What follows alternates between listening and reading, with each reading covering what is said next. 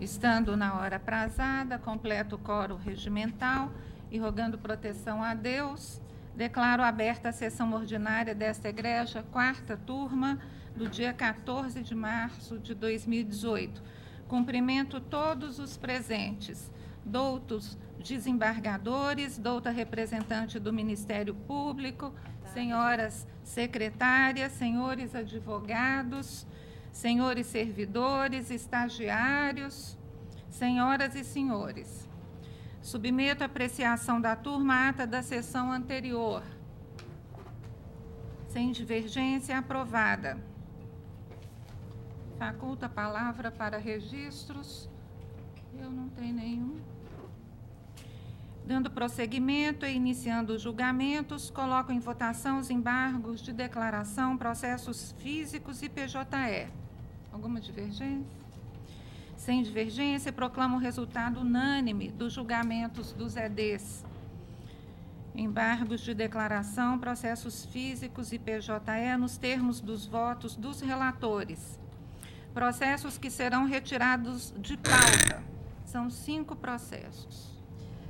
Processo de relatoria desembargadora Maria Lúcia Cardoso Magalhães, o RO 11.574/94/2016, é o número 34 da sala das 13 horas, a pedido da eminente desembargadora relatora. O RO 11.547/33/2015, o número 23 da sala das 13h05, de relatoria desembargadora Denise Alves Horta, em razão de incidente de uniformização de jurisprudência. Processo número 28, da sala das 13h05, também de relatoria desembargadora Denise Alves Horta, o RO 11.879/38/2015, também em razão de incidente de uniformização de jurisprudência, mais o processo RO 12.312/45/2015, é o número 31 da sala das 13h05, de relatoria desembargadora Denise Alves Horta, em razão de incidente de recurso de revista repetitivo. E, por fim, o processo de relatoria desembargador Paulo Chaves Corrêa Filho, o RO 10.355/84/2017, é o número 8 da sala das 13h10, a pedido do eminente desembargador relator. Processos para julgamento. Primeiro, os processos PJE adiados da sessão de 7/3/2018. São 3 processos, sendo uma sustentação. Sala Dr. Paulo. Sala das 13 qual? 16. Das 13 e 16. Processo de relatoria desembargador Paulo Chaves Corrêa Filho, RO 11.310/12/2015. Votam a desembargadora Paula Oliveira Cantelli, a desembargadora Maria Lúcia Cardoso Magalhães. Inscrito doutor Elon Lopes de Araújo, pelo recorrente reclamante. Presente. Com a palavra, doutor Paulo. Foi feito depois? Qual que é o número? Boa tarde, doutor Elon. Boa tarde. Estou conhecendo o recurso interposto no mérito negro de provimento. Se quiser sustentar, tem a palavra ou vai aguardar a divergência? Foi negado o provimento? Negado. Tá. Então, gostaria de dar boa tarde a todos. Boa tarde. E agradecer a oportunidade de estar aqui falando. Esse recurso em específico trata de uma ação ajuizada pelo senhor Josiel Lopes Gomes, em face de um grupo econômico, o qual ele teve os seus dados utilizados como sócio fictício, sócio laranja do grupo econômico, arquitetado pelo senhor Mozart, né?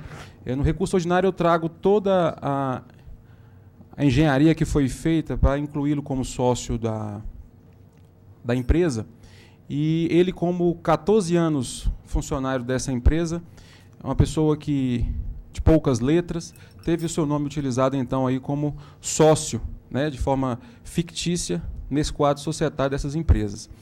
E ele vem arrastando um grande prejuízo, né, ao longo da sua vida, se tornando um verdadeiro inexistente ao mundo civil, visto que hoje ele não pode utilizar os seus dados, os seus nomes para completamente nada, né? No caso em apreço, Excelência, nós trouxemos né, toda a estrutura societária dessa empresa, onde todas as empresas que compõem o quadro, o polo passivo da demanda, eles são da família do senhor Francisco Otávio Custódio, sendo que todas as empresas permeiam no nome das suas filhas, Maura Lília Otávio Custódio e Flávia Otávio Custódio, e também do seu genro Mozart. Fato que foi confessado em audiência pelo próprio senhor Mozart, que foi demandado em pessoalmente, tanto ele quanto a senhora Maura, a qual nós pedimos aí a revelia, visto que ela não se fez presente em nenhum ato processual. Tá? E o senhor Mozart, ele então confessa em audiência que ele, a esposa, a cunhada e o sogro fazem parte de todo o quadro societário dessas empresas que compõem.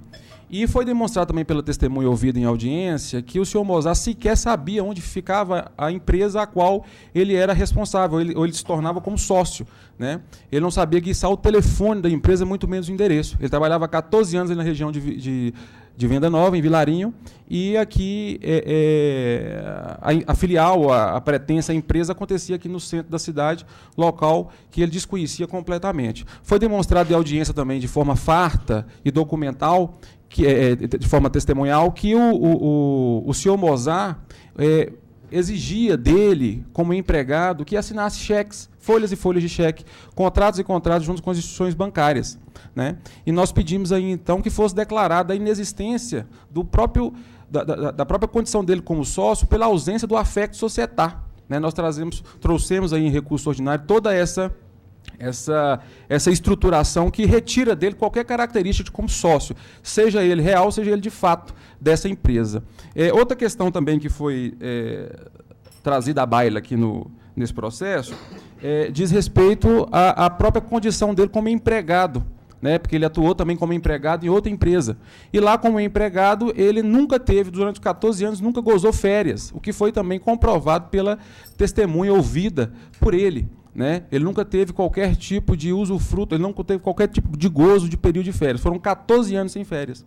Da mesma forma que ele era responsável por abrir e fechar a respectiva empresa a qual ele trabalhava, a filial que ele estava lotado, e ele também não usufruía qualquer tipo de benefício no que se refere embora ele tenha tido o controle de jornada, ele não teve qualquer tipo de recebimento dessas horas extras, desse período suplementar aí trabalhado. Então, foi pleiteado, primeiro, a desconsideração dele como sócio, né, ou seja, a utilização indevida do nome dele como sócio, o que também foi demonstrado em audiência pela testemunha, que ressaltou de forma clara que vários empregados, em torno de 25 empregados, tiveram seus nomes utilizados como testemunha, ou como sócio, das empresas desse grupo econômico, está bem definido no depoimento da testemunha, e também que o reclamante não gozou férias durante o período, visto que a testemunha ouvida, diga-se de passagem, a única testemunha ouvida a rogo do reclamante, trabalhava lado a lado do mesmo, né, no dia a dia da empresa, e que conseguiu demonstrar que ele, além de não ter gozado férias ao longo do contrato de trabalho, também nunca recebeu as horas extras ao longo do pacto laboral. Uma outra questão que foi posta no recurso ordinário e que foi indeferido que foi julgado improcedente em primeira instância, foi o salário por fora. A testemunha também ouvida a rogo do reclamante demonstrou de forma clara e bem detida dos valores que eram pagos por fora para todos os empregados, que eram comum, que eram habituais no dia a dia dessa empresa e que era feito de forma aberta, inclusive na frente dos demais colegas de trabalho. Então, ficou de uma maneira muito clara demonstrado que, o recorrente ele não era sócio, nunca foi sócio desse grupo econômico. 2, de que ele, ao longo de todo o contrato de trabalho, recebeu, nunca gozou férias. 3, que ele também nunca recebeu as horas extras por ele trabalhadas. E 4, que ele também recebia salário por fora, né, de forma não contabilizada, e que isso nunca foi integrado no seu contrato de trabalho e nem seus recibos de pagamento. Dentro dessa realidade, e neste momento eu peço aí o provimento do presente recurso ordinário, né, visto que nós estaríamos aqui objetivamente trazendo a mais lídima justiça por caso em apreço, em especial em virtude da condição social, da condição de escolaridade deixa recorrente, que trata de pessoas de muito humilde e que foi literalmente ludibriado durante toda essa situação. Então, é o que, nesse momento, se requer, Excelência. Questão, doutora Paula. Não, eu sou relator. Pois não. Tem a palavra, doutor Paulo. De início, eu registro aqui o privilégio e a honra de ver o doutor Elon na tribuna aqui, pessoa com a qual tive o privilégio de trabalhar por muitos e muitos anos em Pedro Leopoldo, e é uma honra vê-lo aqui. Muito obrigado, doutor Paulo. E esse caso eu tive, como os demais, eu tenho cuidado sempre de examinar peça por peça, e não, apesar da denodada sustentação e o alentado memorial detalhado, circunstanciado, eu não vi como modificar a sentença de piso, não, e o faço por quê? A sentença foi proferida pela 20ª Vara, pelo Cláudio, não houve embargos, e no caso presente, só uma testemunha foi ouvida. A testemunha, o depoimento dela foi extremamente frágil e as alegações postas na peça propedêutica não coadunavam com o depoimento da testemunha. De fato, o reclamante asseverava que usufruía número de horas extras, o número de intervalo inferior ao narrado pela testemunha. E foi uma série de outras coisas. Foi uma testemunha única, não houve embargo de declaração, não houve maior aprofundamento da prova. Então, por isso eu só fiz um pequeno resumo, atenção ao doutor claro, aí, o memorial, as razões e recursões brilhantes. E o que toca primeiro é uma questão prejudicial, que diz respeito à competência da Justiça do Trabalho, pedidos que dependem da invalidação de atos praticados na junta comercial, impossibilidade de apreciação por essa especializada, narrada a coação para que o empregado integrasse o quadro societário de empresa pertencente ao grupo econômico do empregador. A Justiça do Trabalho é competente apenas para julgar o pedido de danos morais decorrentes do fato alegado, mas não os pedidos relativos a medidas administrativas que dependam de declaração de invalidade do ato praticado perante a junta comercial, verba gracia, anulação dos atos constritivos ou de registros em órgãos de proteção ao crédito, que devem ser apreciados pela Justiça Comum. Feita essa preliminar, eu estou conhecendo o recurso, faço análise da competência e no que diz respeito, que foi muito abordado no recurso, a revelia da segunda reclamada, o reclamante com esteio na súmula 377 do Colente TST insiste no pedido de reconhecimento de revelia da segunda reclamada, Máurea Lília Octávio Costa, e consequente aplicação de confissão ficta em razão de ela não ter sido representada por empregado na audiência de instrução, mas sim pelo esposo. Retocável, no entanto, a observação do juiz Acor, no sentido de que, aspas, a segunda ré constou em várias das preposições das reclamadas, na forma de representante legal de tais empresas, e indicou o mesmo preposto daquelas para representar a ela mesma. Assim, providenciou pessoa qualificada, conhecedora dos fatos relativos ao processo, para se manifestar em seu lugar, de modo que, aspas, configurado o ânimo de apresentar a defesa adequada, não há que se falar em aplicação da pena de confissão quanto à matéria de fato para a senhora Máurea Lília Otávio Custódio. E se nada a prover. A reconsideração da desistência em relação à terceira reclamada. Eu entendo que falece razão, a desistência foi homologada em audiência e não estou dando provimento. Agora, o busilis da questão, o ponto central, no agórdio desse processo, é um processo volumoso, é no que tange ao depoimento da testemunha Antônio Augusto de Oliveira Júnior. Remuneração extrafolha, horas extras, intervalos intrajornada, férias e danos morais. O reclamante, insistindo na credibilidade do depoimento da testemunha Antônio Augusto de Oliveira Júnior, reitera os pedidos de integração salarial de remuneração extrafolha, horas extras, sob jornada intervalares, férias vencidas e danos morais decorrentes da alegada coação para integrar o quadro societário da empresa Motos Gerais. Pois bem,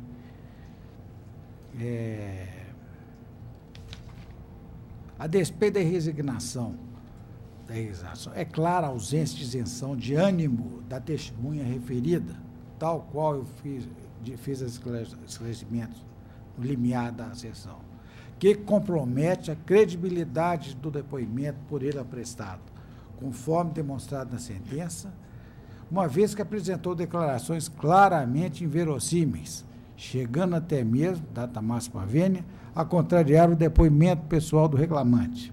Com efeito, a testemunha afirmou categoricamente que, aspas, não havia cartão de ponto e que, aspas, praticamente não existia intervalo intrajornada, a despeito de o próprio autor ter admitido que teve cartões de ponto por um curto lapso temporal e que usufruía de uma hora de intervalo. Ao tratar da remuneração extrafolha, fez afirmações confusas, dizendo que, aspas, todos os valores eram depositados no banco, fecha aspas, em conta criada especificamente para essa finalidade, para logo retificar o próprio depoimento e dizer que, aspas, melhor esclarecendo, passa a dizer que nem todos os valores eram depositados no banco, sendo alguns meses no banco e outros em dinheiro.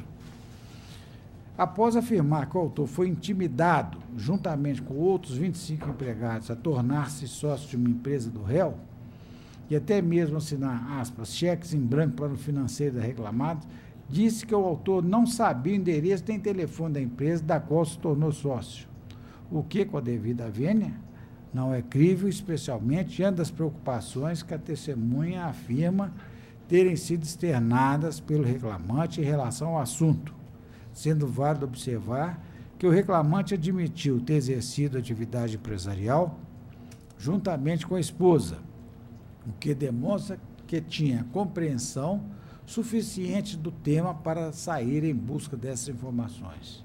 E se não fosse o bastante, entrou em contradição com a alegação de que o autor sofreu coação ao afirmar que, aspas, foi convidado para ser sócio de uma empresa e, grifado, não aceitou, não chegando a ser punido pela negativa, que o autor poderia não ter participado da empresa, que não houve qualquer punição pela negativa do depoente para participar das reclamadas.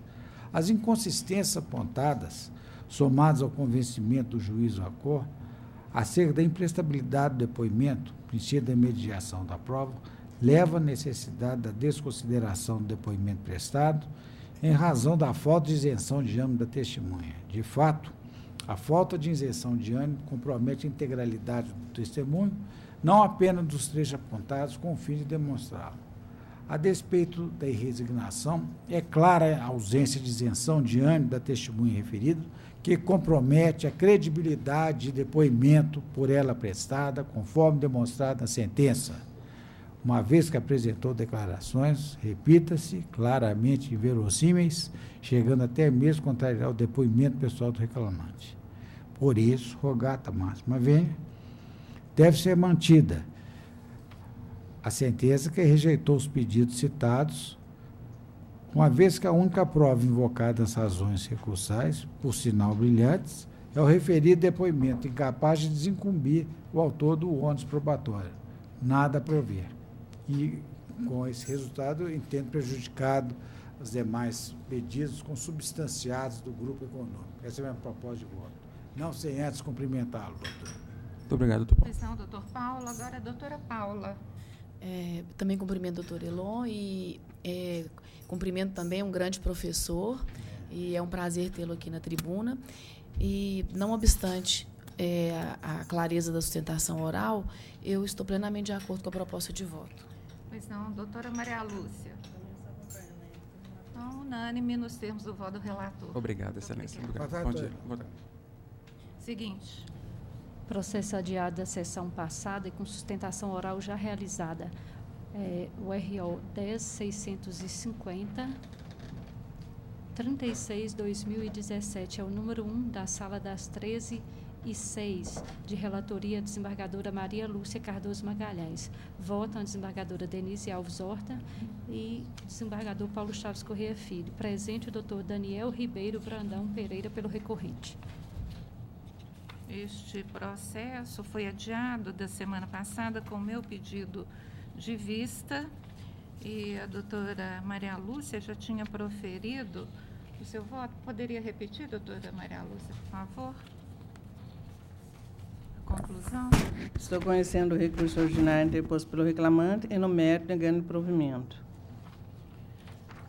Bem, é aquela questão relativa ao certificado de conclusão do curso superior de medicina veterinária e realmente não estou discordando do voto da doutora relatora, que examinou todos os pontos. Eu não vi aqui como entender que, de fato, o curso do reclamante teria os 5 anos. A lei continua em vigor e faz a distinção entre cursos de 4 e 5 anos. Nós não temos nos autos subsídios para entender que o curso realizado seria o de 5 anos para alterar a base salarial. Então, eu estou acompanhando o voto da doutora relatora. Doutor Paulo. Plena voto. Unânime nos termos do voto da relatora. Na realidade, essa lei ela continua em vigor, a 4.950 a 66. E ela havia feito essa distinção na letra A e letra B, né? E curso de 4 anos ou mais na letra A, curso de menos de 4 anos na letra B. Então, pode ser até que o reclamando nos autos tenha feito um curso de 4 anos ou mais. Mas o problema foi o ônus da prova, que ele não se desincumbiu. Porque ele teria que ter juntado um histórico escolar, uma declaração da FMG nesse sentido. Porque a gente até tentou a busca pela internet, né, a respeito dos cursos da FMG, mas não foi possível conseguir essa comprovação, né, de que ele tenha se formado num curso de 4 anos ou mais. Então, lamentavelmente, não há possibilidade. Presidente, presidente. O processo já está julgado. Só colocar um o ponto. Resultado proclamado. Tinha um outro ponto da minha sustentação oral, que era em relação à anotação de responsabilidade técnica, a remuneração pela anotação de responsabilidade técnica. O voto já havia sido proferido na semana passada. Nós adiamos tão somente por conta dessa problemática do certificado. E então, isso já foi abordado na prolação do voto na semana passada e o resultado é nos termos do voto da relatora. A divergência. Nós entendemos que não configurou o acúmulo de funções. Esse resultado. De que a função imputada ao empregado não se exauriu necessariamente uma única tarefa, podendo englobar um conjunto de atribuições interligadas e coordenadas entre si, formando um todo unitário no contexto da divisão do trabalho dentro da estrutura empresarial. Então, de que aquelas atividades estavam englobadas. Já foi proclamado o resultado, doutora Maria Lúcia. Tá bem? Muito obrigada, doutor. Obrigado pela atenção. Boa tarde. Boa tarde. Sustentação oral à distância. Sala da doutora Maria Lúcia. Passaremos a sustentação oral à distância. Sala da desembargadora Maria Lúcia.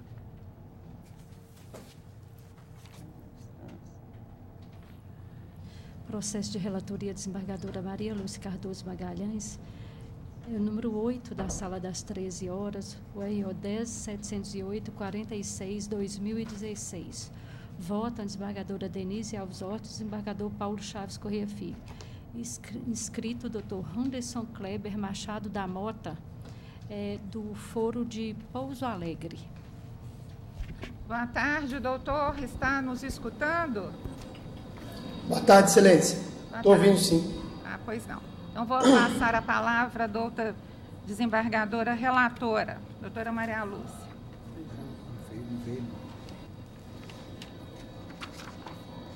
Indiretamente à conclusão, estou conhecendo os recursos ordinários e, em face da correlação de matérias, examino-os em conjunto. Dou provimento parcial a recurso do reclamante para acrescer a condenação os reflexos das horas extras definidas em FGTS a ser depositada na conta vinculada e a integração ao salário da parcela participação dos resultados, PR, paga ao longo do período imprescrito, com consequente pagamento de reflexos em repouso semanal remunerado, inclusive sábados e feriados, férias vencidas e proporcionais com o terço, 13º salários, horas extras pagas, gratificação semestral, abonos salariais previstos em CCTs e FGTS é depositado na conta vinculada do autor. Provejo parcialmente o recurso enviado pelo reclamado para determinar a observância do divisor 180 da admissão até 30 de novembro de 2013 e, a partir do 1º de dezembro de 2013, o divisor 220. Por compatível, mantém inalterado o valor arbitrário de condenação em primeira instância. O senhor fala por qual parte? Eu falo pelo reclamante. Vai aguardar o primeiro voto divergente? Excelência, eu gostaria de sustentar.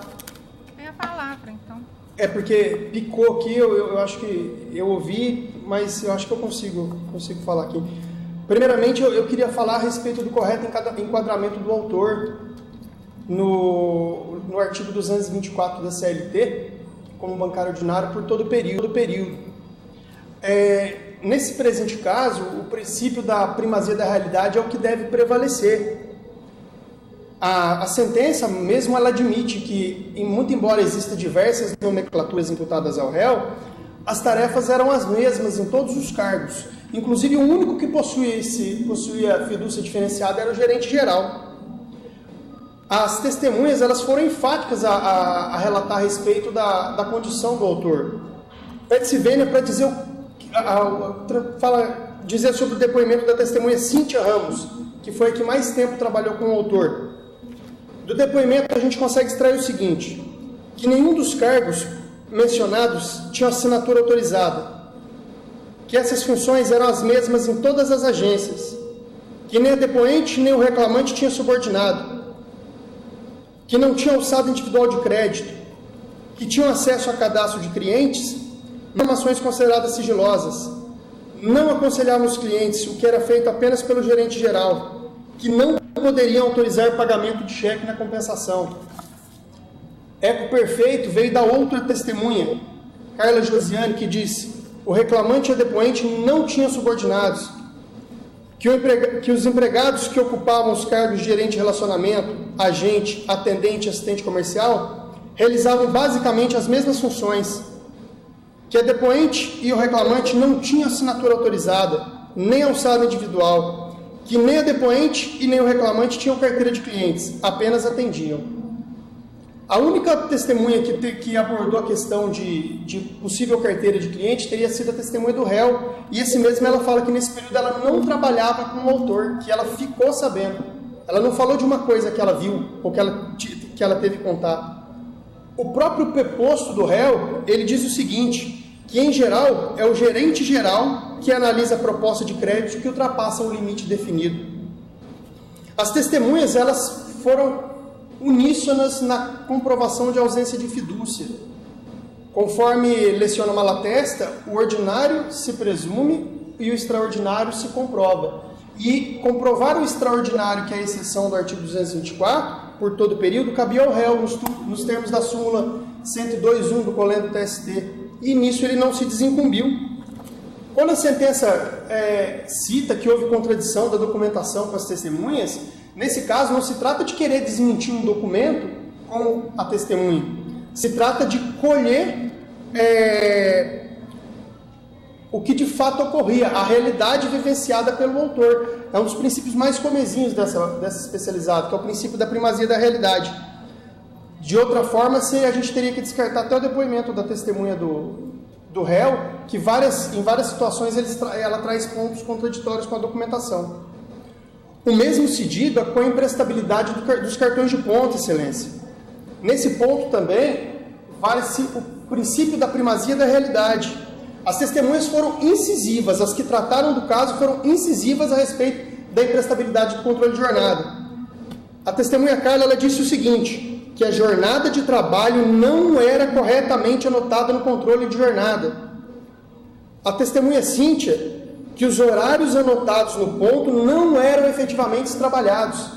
E quando o banco trouxe uma possível travamento do sistema, ela disse, mas neste caso permaneciam trabalhando em outras atividades que não exigiam o uso do sistema, como digitalização de documentos, envio de carta remessa, preenchimento de formulário. Não bastasse o registro citado pela sentença, que está às folhas 405 do PDF, traz um único registro às 19 horas. E quando você pega esse registro, geraria 2 horas e 21 minutos de horas extras, mas apenas 26 minutos foram computados como hora extra, conforme o registro no próprio controle de jornada. O restante das 1 hora e 47 foram incluídas como hora extras para compensação. E a testemunha, a única a abordar o caso, foi categórica, que não havia compensação de horas na agência. Então, Excelência, nesses termos não tem como fugir do princípio da primazia da realidade face à prova trazida pelas testemunhas. O mesmo se diga nas verbas atreladas à produção e avaliação. A gente deve levar o seguinte fato, que para se apurar o correto pagamento das verbas atreladas à produção e avaliação, a prova é estritamente documental e está em poder do réu. Que o recorrido foi intimado a trazer aos autos a documentação sob a penalidade dos 400. Foi determinada a perícia contábil. O perito não conseguiu executar o seu trabalho e ele concluiu nas folhas 991 pela, abre aspas, ausência de documentos imprescindíveis, fecha aspas. Em diversas outras questões ele não conseguiu responder porque o documento estava na mão do réu e o réu não trouxe.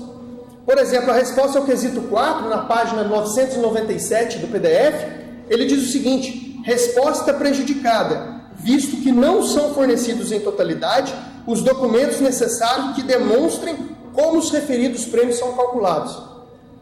Atribuir esse ônus de prova ao autor parece não ser a melhor medida.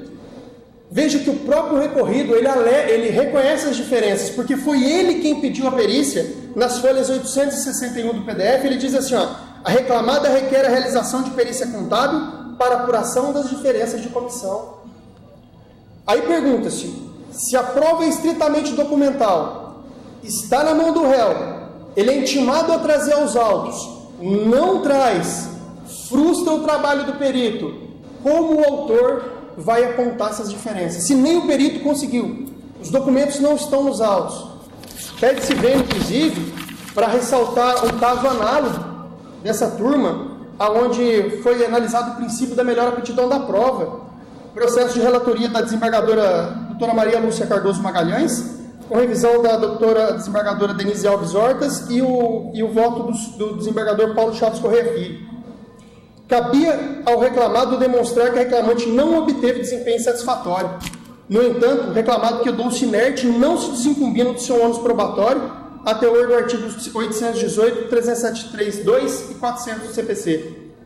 Já que, pelo princípio da aptidão da prova, compete ao reclamado demonstrar que seu empregado não preenche efetivamente os critérios progressivos.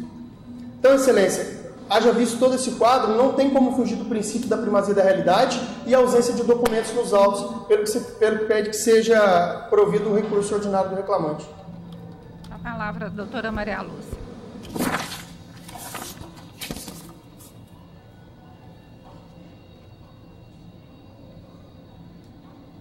O reclamante está reiterando o pedido de pagamento de horas extras excedentes a sexta hora diária durante todo o período laboral, alegando a ausência de qualquer figura especial no desempenho de suas atividades, permitir-se enquadramento no parágrafo 2º do artigo 224 da CLT. E alega não merecer credibilidade testemunha ouvida a roubo do reclamado, que a prova documental não autoriza a conclusão de como o gerente se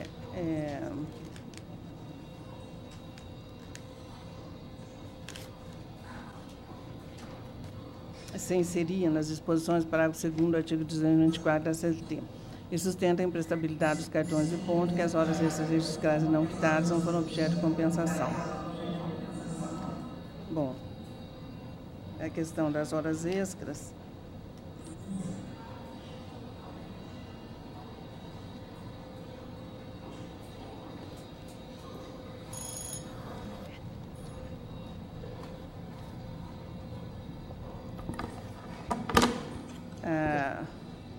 foram ouvidas as testemunhas que declararam que,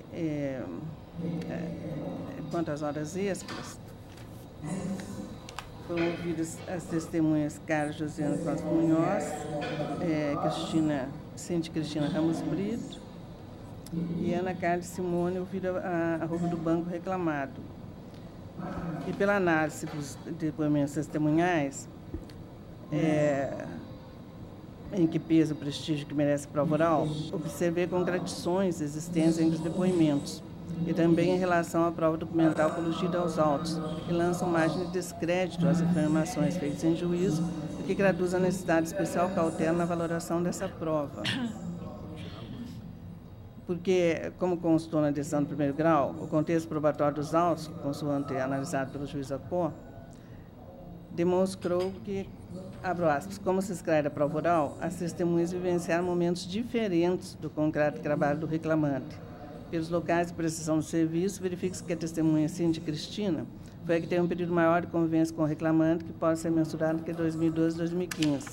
A testemunha Carla Josiane teve contato com o reclamante por um curto período de tempo, algo em torno de 6, 7 meses, quando o reclamante ocupava o cargo de gerente na cidade de Alfenas. E, por fim, a testemunha Ana Carline também teve um período curto de contato com o obreiro na agência de Nepomuceno, época em que o reclamante atuava como atendente.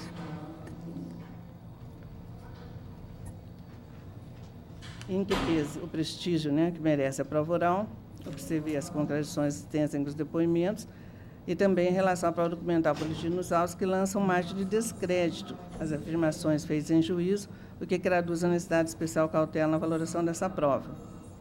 E o simples cotejo entre as cópias dos cheques IDs B0F74EC aponta que o reclamante, em diferentes períodos do contrato de trabalho, movimentou valores em nome da agência bancária, que, pelo montante envolvido, traduzem um certo grau de confiança depositado pelo empregador no empregado. Nós que, como assistente gerente, em fevereiro de 2013, na agência de Nepomuceno, o reclamante efetuou pagamentos em nome do banco da ordem de R$3.000, valor que foi elevado para quase R$250.000 quando o reclamante passou a gerente da agência de Candeias, em setembro de 2014, o que demonstra uma substancial elevação da carga de responsabilidade. Então, não por isso, o documento de 8F14326 aponta o reclamante como responsável por aprovar as compras e pagamentos de toda a agência bancária a partir de janeiro de 2004, operações que, por certo, cavam por ser o gerente da agência. E o documento ID7A32DF5, por sua vez, demonstra inúmeras operações de estorno de valores à conta de clientes, todas aprovadas pelo reclamante, o que também denota a existência especial fidúcia depositada no empregado. Não é displicente salientar o processo que a prova oral mostrou-se dividida. As testemunhas Cintia e Carla apresentam distinção de atividades exclusivamente para o cargo de gerente geral, colocando todos os outros funcionários em um mesmo patamar de responsabilidades. Lá do outro, a testemunha Ana Carline atribuiu ao reclamante o desempenho de atividades que exigiam um grau de confiança diferenciado como gerente de agência. Ao examinar a questão controversa sobre o prisma da distribuição do ônus da prova, quando se está diante de prova dividida, tem-se que a matéria se resolve contra aquele que detinha o ônus de provar o fato. No caso, em apreço, os registros funcionais, o aditivo contratual, os registros de pontos contra-cheques, além do rol de operações realizadas pelo reclamante, registradas em documentos jungidos aos autos, evidenciam que as atividades desempenhadas pelo obreiro, a partir de dezembro de 2013, submetiam a jornada de trabalho de 8 horas diárias e 40 horas semanais, nos escritos termos do artigo 224, parágrafo 2º da CLT. A prova oral, nesse caso, deveria ser inequívoca, a fim de infirmar os documentos trazidos aos autos que não se verificou. Diante da prova dividida e cabendo ao autor o ônus de provar os fatos por ele alegados, a matéria contra ele se resolve.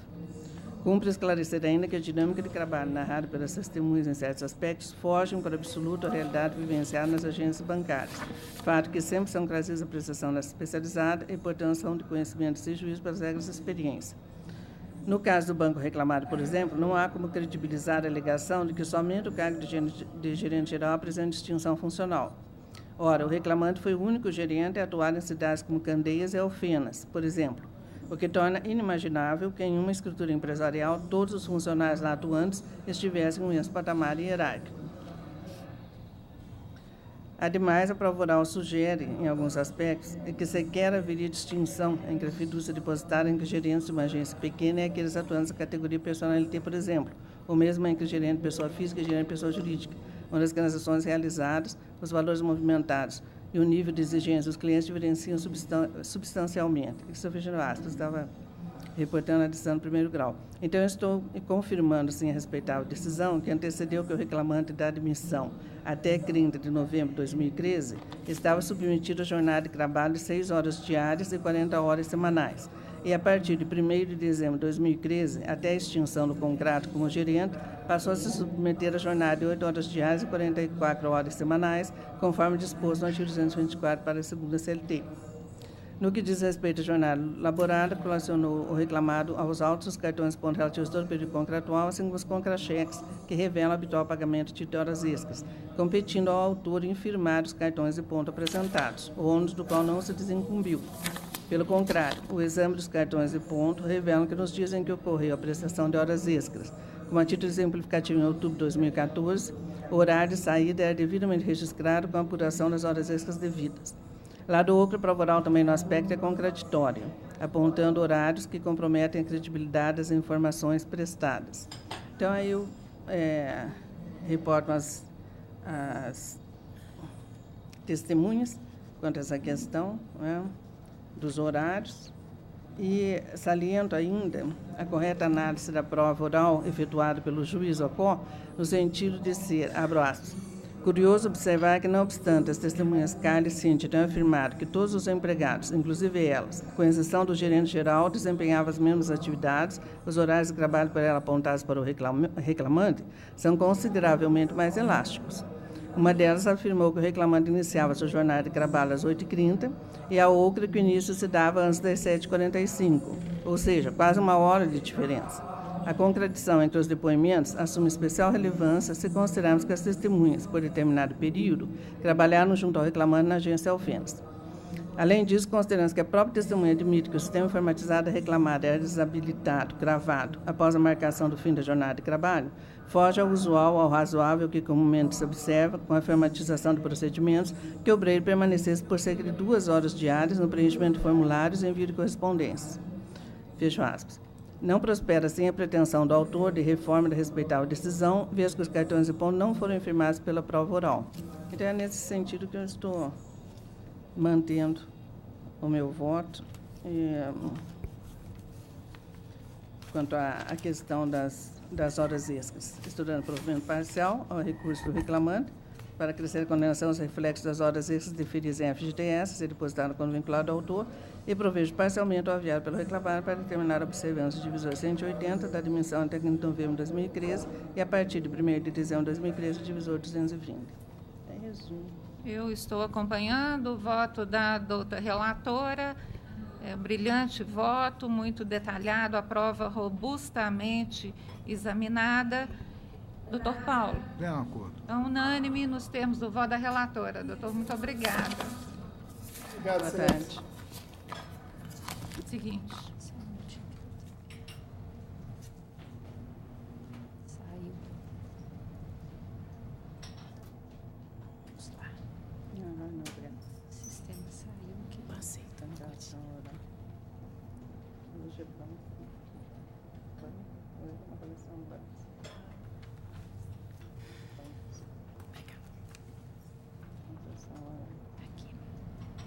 Esse foi o diário, né, doutor? Processo com preferência para o advogado do Estado do Espírito Santo. É o número 36 da Sala das 13 horas, de relatoria desembargadora Maria Luz Cardoso Magalhães, o RO 11.632/19/2015. Vota desembargadora Denise Alves Horta, desembargador Paulo Chaves Correia Filho. Inscrito Dr. Célio de Carvalho Cavalcante Neto, pela recorrente reclamada. Presente. Pois não, doutora Maria Lúcia. 36 da pauta.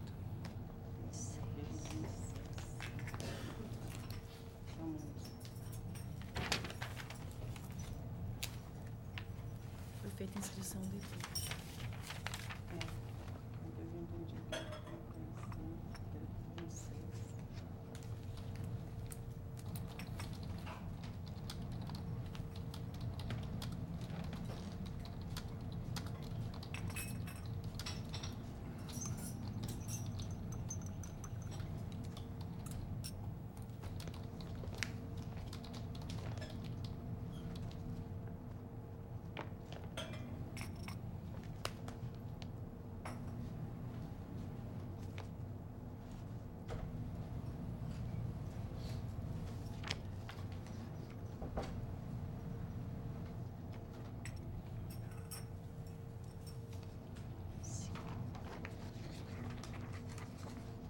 É processo 11.632. Isso. Exatamente. Indiretamente a conclusão. Conheço o recurso ordinário interposto pelo reclamante e o recurso adesivo interposto pela reclamada. Todavia, desde conhecer o pedido sucessivo do autor de condenação da reclamada em danos morais, inseriu no tópico recursal referente ao, abre aspas, tempo à disposição sobre aviso, fecho aspas, por inovação recursal. Dou parcial provimento ao apelo da reclamada para, afastando a concredita acolhida em primeiro grau com relação à testemunha, senhor Ubiraci Ferro Butec, atribuir valor probatório ao depoimento a referir testemunha. No mérito, dou parcial provimento ao apelo do autor para condenar a reclamada ao pagamento de indenização substitutiva pelo não fornecimento de lanche, não importa de R$ 6 por dia de trabalho, nos termos da fundamentação. E dou provimento a ambos os recursos para isentar as partes do pagamento dos honorários advocatícios comerciais fixados na origem e mantenho o valor atribuído à condenação para ainda compatível. Senhora Pois presidente, não. mantido o voto, a proposta de voto, eu só reservo meu direito, caso haja divergência. Pois não, eu não vejo divergência. Eu não tenho. Doutor Paulo, unânime nos termos do voto da relatora. Seguinte. Processo de relatoria, desembargadora Maria Lúcia Cardoso Magalhães, número 43, da Sala das 13 horas, ORO 11.905.61/2016. Votam a desembargadora Denise Alves Horta, desembargador Paulo Chaves Correia Filho. Inscritos o doutor Tiago Luiz Coelho da Rocha Muse e o doutor Vitor Luiz Menezes de Andrade, pelos recorridos reclamantes ausentes. Doutora Maria Lúcia. Estou conhecendo o recurso ordinário, rejeito os preliminares de nulidade por negativo de prestação jurisdicional e de incompetência da Justiça do Trabalho e prejudicial de mérito, prescrição total, e nego o provimento ao restante do mérito do recurso ordinário. Eu não tenho divergência, doutor Não, Paulo. senhora. Unânime nos termos do voto da relatora. Seguinte. Processo de relatoria, desembargadora Maria Lúcia Cardoso Magalhães, é o AP de número 44 da Sala das 13 horas. Número 11.909.44/2016. Vota a desembargadora Denise Alves Horta, desembargador Paulo Chaves Correia Filho. Inscritos o doutor Tiago Luiz Coelho da Rocha Muse e o doutor Vitor Luiz Menezes de Andrade, pelos agravados reclamantes ausentes. Doutora Maria Lúcia. Presidente, estou conhecendo o recurso no mérito e negando o provimento. Eu não tenho divergência, Não, doutor senhora. Paulo. Unânime. Seguinte.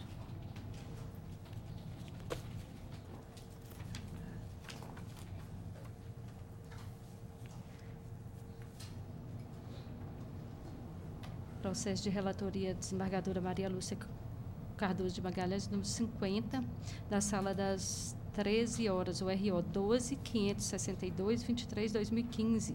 Vota desembargadora Denise Alves Horta, desembargador Paulo Chaves Correia Filho. Inscrito o doutor Eduardo Vicente Rabelo Amorim, pela segunda recorrente reclamante. Presente. Doutora Maria Lúcia. Boa tarde. Estou conhecendo os recursos interpostos no mérito do provimento parcial a ambos. Ao do banco reclamado para determinar a observância do divisor 220. Ao da reclamante para determinar 1. Que a gratificação de função, comissão de cargo compõe o salário para efeito de cálculo das diferenças por equiparação salarial, com observância ao princípio da irredutibilidade salarial e ao disposto na súmula 6, sexto do colente ST. 2. A integração do sistema de remuneração variável, SRV, para fins de reflexo em repouso semanais e nas férias, mais 1/3. 3. O pagamento da gratificação especial, cujo valor deverá corresponder à média dos valores comprovadamente pagos a outros empregados. E majora o valor da condenação para R$ 100.000, fixando as custas em R$ 2.000. Esse é o voto. Tem a palavra, doutor. Senhora presidente, o tema remanescente do recurso da reclamante seria somente com relação à inclusão da sua, no caput do artigo 224 da CLT. Eu gostaria só de chamar a atenção para um fato, porque ela fez juntar aos autos e constou até mesmo da inicial, que ela foi convidada para participar da comissão de conciliação prévia, na qual o banco propunha a ela um acordo para fazer a quitação da 7ª e 8ª hora trabalhada. Então, nós entendemos que aqui, em que pese o entendimento da ilustre relatora e do juízo de primeiro grau, houve uma confissão expressa do próprio banco dizendo que ela não é ou não detém cargo de confiança? Porque se ele está oferecendo perante uma comissão, que a própria Justiça tem entendido que os acordos dela firmados, à exceção daqueles, obviamente, que fogem ao que a lei prevê, tem valor, isso, a nosso sentir, é uma confissão plena de que ela não tinha cargo de confiança. Se eu estou querendo pagar horas extras 7ª e 8ª, é porque o enquadramento não pode ser do parágrafo 224. Então, seria somente esse aspecto. Pediria, com o devido respeito, que também fosse elastecido o provimento para deferir as horas extras à 7ª e 8ª, e fixar que o divisor seria 180, uma vez que a prova, a nosso sentir, foi de que não existia cargo de confiança, e mais a própria confissão do reclamado, que a convidou para fazer acordo às 7ª e 8ª hora. Só isso. Pois não, doutora Maria Lúcia.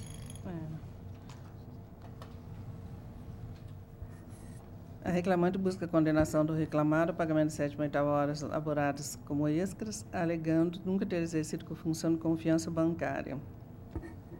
Examino. No caso dos autos, restou comprovado pela prova oral,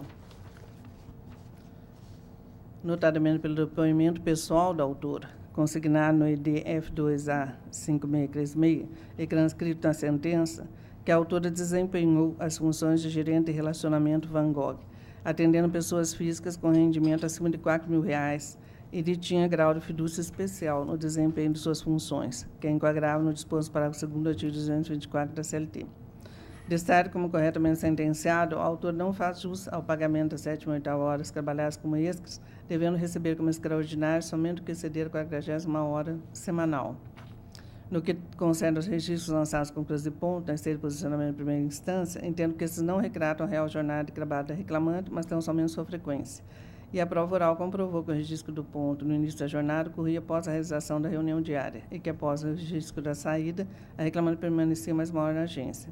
Confirma, assim, a respeitável decisão que reconheceu a validade dos cartões de ponto à altura e, com fulcro na prova oral, fixou a jornada de trabalho no período prescrito das 7h30 às 19 horas, de segunda a sexta, com 30 minutos de intervalo, estendendo a saída até às 22 horas, em 2 meses de cada ano, em razão das campanhas universitárias. Então, estou negando o provimento do recurso do reclamante no aspecto. Bem, eu estou acompanhando, doutor. Ela se tratava de gerente de relacionamento Van Gogh. Eu não vejo que esse aspecto ressaltado da tribuna pode afastar as demais provas dos autos. Então, estou acompanhando integralmente. Doutor Paulo. Unânime nos termos do voto da relatora. Muito obrigado. Boa tarde. Bom trabalho para todos. Boa tarde, doutor Duarte. Processo de relatoria da desembargadora Maria Lúcia Cardoso Magalhães é o número 21 da sala das 13 horas, o RO 11.208/10/2016. Votam a desembargadora Denise Alves Horta, desembargador Paulo Chaves Corrêa Filho. Inscrita a doutora Giovana Filomena Silveira Teles, pelo recorrido reclamante presente. Doutora Maria Lúcia. Estou conhecendo o recurso ordinário interposto pela reclamada e, no mérito, dou-lhe parcial provimento, para excluir os reflexos da parcela quebra de caixa sobre a PLR. E mantenho o valor de condenação para ainda compatível. Guardaria o primeiro voto divergente, doutora? Estou de acordo, doutor Paulo. Unânime nos termos do voto da relatora. Muito obrigada. Boa tarde. Boa tarde, doutor. Processo de relatoria da desembargadora Maria Lúcia Cardoso Magalhães é o número 23 da sala das 13 horas, o RO 11.245/71/2016. Votam a desembargadora Denise Alves Horta e desembargador Paulo Chaves Corrêa Filho. Inscrita a doutora Larissa Barbosa Braga, pelo primeiro e segundo recorrentes reclamados, que irá assistir. Doutora Maria Lúcia. Estou conhecendo os recursos e, no mérito, nego-lhes provimento. Eu estou de acordo, doutor Paulo. Unânime nos termos do voto da relatora. Processo de relatoria da desembargadora Maria Lúcia Cardoso Magalhães é o número 3 da sala das 13 horas, o RO 10.255/92/2016. Votam a desembargadora Denise Alves Horta e desembargador Paulo Chaves Corrêa Filho. Inscrita a doutora Tatiana Pauline Fernandes, pelo 2º e 3º recorrentes reclamados, presente. Doutora Maria Lúcia. Pois não.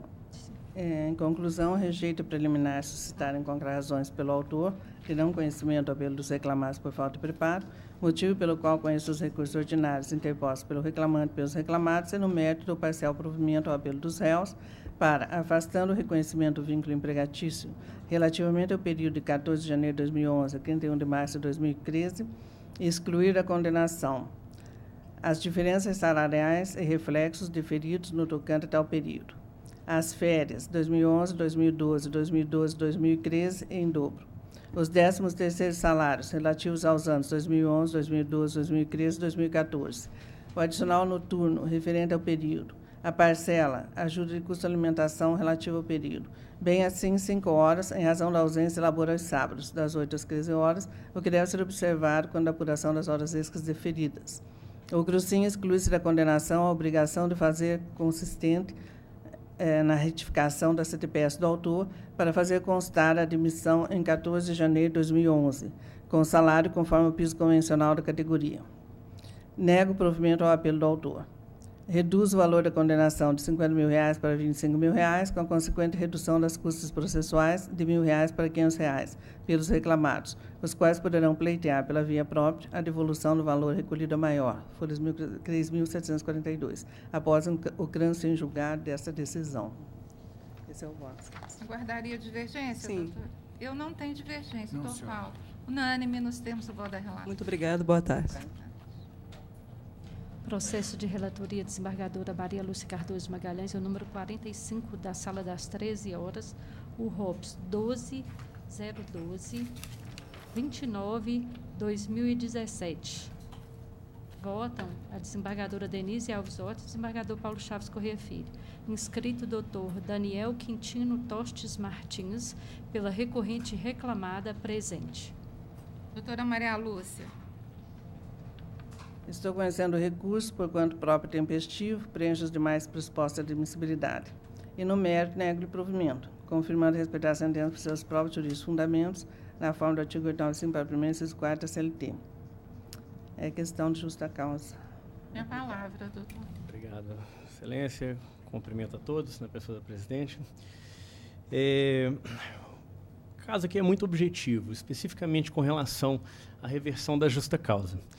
Todavia, ao meu ver, um ponto foi equivocadamente analisado, qual seja o motivo da rescisão por justa causa. A rescisão por justa causa, no caso, se deu não em razão da gravidade do último ato faltoso, que não obstante ao fato de ser grave, mas sim pelo conjunto da obra. O reclamante ele tem um histórico faltoso e que, de fato, foi observado pela reclamada a gradação das penalidades aplicadas. Em fevereiro de 2017, ele recebeu uma suspensão por atos obscenos e assédio sexual. Em março de 2017, ele recebeu uma advertência em razão de multas de trânsito. E, em agosto de 2018, a terceira falta, pelo fato dele ter perdido a CNH, ele é um motorista de carga de caminhão que transporta combustível da Petrobras, e não obstante, ao fato de ter perdido, informou que a carteira ficaria pronta até determinado dia, o que lhe daria o que ele, portanto, seria apto a proceder com o transporte que já estava agendado. Ocorre que a carteira não ficou e ele simplesmente desapareceu, o que gerou uma série de transtorno para a empresa, principalmente considerando se tratar de uma empresa que presta serviço para a Petrobras e que, por óbvio, conta com regras muito rigorosas, inclusive com a aplicação de penalidade. Tanto a advertência quanto a suspensão não contaram com impugnação do reclamante com relação ao motivo que resultou na aplicação de penalidade. Ou seja, confesso pelo reclamante as condutas faltosas que concluíram na aplicação dessas duas penalidades. Com relação à terceira, o reclamante passou por 4 dias completamente desaparecido, sendo que ele tinha agendamento para transporte, não retornou ligações da reclamada e só apareceu após o envio de um telegrama feito e comprovado pela empresa. Foi juntado aos autos um histórico de e-mails que comprova isso, também não impugnados pelo reclamante, que comprova o fato que o mesmo, de fato, sumiu do seu posto de trabalho durante quase uma semana. Ou seja, a sentença, quando do entendimento pela reversão da justa causa, não considerou o que de fato foi o fundamento, ou seja, o conjunto de faltas cometidas pelo reclamante, mas considerou sim a desproporcionalidade da conduta faltosa com a pena aplicada. Mas não foi esse o motivo pela aplicação da justa causa. Então, por isso faz necessário aqui essa sustentação para chamar a atenção para o conjunto das condutas faltosas do reclamante, a observância da gradação da penalidade, as aplicações de penalidade de forma imediata e, por óbvio, a total esvaziamento da confiança e fidúcia necessárias para a manutenção do contrato de trabalho. Então, por esse motivo é que se requer aqui a reforma do julgado com a manutenção da rescisão por justa causa. Obrigado. Doutora Maria Lúcia. Pretende reclamar da reforma da sentença para que seja mantida a justa causa que aplicou ao reclamante. Entendemos sem razão que a justa causa somente é permitida pela lei em situações de extrema gravidade que estão dispostas no artigo 482 da CLT. É pena mais grave que o empregador pode imputar ao empregado, vítima da prática de ato doloso supostamente grave, que faz desaparecer a confiança e boa-fé que existe entre aquele seu empregador. Por isso, exige prova robusta e incontestável do fato que impede a continuidade da relação de emprego. Repito, pela quebra do elemento fidúcia intrínseco ao vínculo formado. No caso em apreço, o empregador motivou a dispensa do autor por justa causa em ato de indisciplina ou insubordinação, ou seja, a linha H do artigo 482 da CLT, conforme se infere a leitura do documento do ID 7998-68B. Por ter o reclamante supostamente deixado de comunicar com antecedência aos setores de RH e operacional a necessidade de afastar ou se ausentar temporariamente do trabalho. Contudo, a realidade descoordenada pela prova oral, depoimentos pessoais do preposto reclamante, foi que o autor retornou de viagem em 18 de agosto de 2017 e comunicou à empregadora que havia perdido a CNH. Mesmo ciente de que estava escalado para a viagem em 23 de agosto de 2017, não compareceu a reclamar no referido dia, mas somente em 25 de agosto de 2017. Ausências essas que resultaram na dispensa por justa causa, formalizada em 28 de agosto de 2017. Conforme ponderado em primeiro grau, certo é que, sem sua carteira de trabalho, o trabalhador não poderia conduzir o veículo. Contudo, também é certo que, não obstante sua obrigatoriedade de comparecimento ao trabalho, ainda que para exercer outras tarefas compatíveis com sua contratação que não é de motorista, até a regularização do seu documento, a falta praticada pelo empregado não se mostra de gravidade suficiente para a rescisão motivada do contrato. Nesse argumento que as outras penalidades que foram aplicadas ao obreiro, uma advertência e uma suspensão, seriam suficientes para comprovar comportamento desidioso. Primeiro, porque a justa causa não foi amparada na desídia. Segundo, porque ao longo dos seus 6 anos de serviços prestados, as faltas pontuais não seriam aptas para configurar comportamento relapso. Repito que o reclamante avisou seu superior a perda da sua CNH, perda essa comprovada pelo boletim de ocorrência DID 6AB563A. Portanto, sua ausência não se reveste do caráter injustificado que a reclamada pretende ver reconhecido. Portanto, correta a reversão da justa causa decidida em primeiro grau. Afasta-se toda a argumentação recursada no sentido contrário, estou negando o provimento. E depois tem a questão da multa também. Estou confirmando. Realmente, mas essas questões, elas são sempre difíceis, né, doutor Paulo? Porque ficam muito ali naquele limite. Mas o que eu percebo desse processo é que as penas disciplinares anteriormente aplicadas não foram por conta de ato de insubordinação ou indisciplina, né, que foram as faltas suscitadas para dispensa por justa causa. E a questão da carteira de habilitação, ele perdeu e fez o boletim de ocorrência, então tomou as providências necessárias, né, para depois solicitar a segunda via do documento. Então, eu estou acompanhando o entendimento de que essa penalidade foi excessiva. Talvez uma advertência ou suspensão não cumpre a nós dosar, né? Mas, no caso, se foi excessiva, apenas afastar a penalidade. Então, estou acompanhando a doutora relatora, doutor Paulo. De pleno acordo. Então, unânime nos termos do voto da relatora. Obrigado, boa tarde, bom trabalho. Boa tarde. Obrigada, boa tarde, doutor Nilo. Processo de relatoria desembargadora Maria Lúcia Cardoso Magalhães é o número 42 da Sala das 13 horas, o RO 11.808/21/2014. Voto a desembargadora Maria Lúcia Cardoso Magalhães. Perdão, corrigindo. Relatoria desembargadora Maria Lúcia Cardoso Magalhães. Votam a desembargadora Denise Alves Horta, desembargador Paulo Chaves Corrêa Filho. Inscrito doutor Ailton Carlos Gonçalves, pela recorrida reclamante. Presente. Doutora Maria Lúcia. 11.808. 11.808. Processo? Exato. Já fiz? 11.808. Certo. Fiz. Eu estou conhecendo o recurso no mérito negando o provimento. O primeiro pode ver, gente. Vou aguardar, porque eu sou recorrido. Pois não.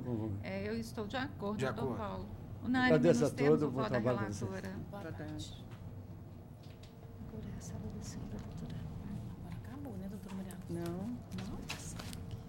Não, esse eu peguei errado. Falou que 36, eu peguei 26, depois fiquei me batendo. É 36. Já foi.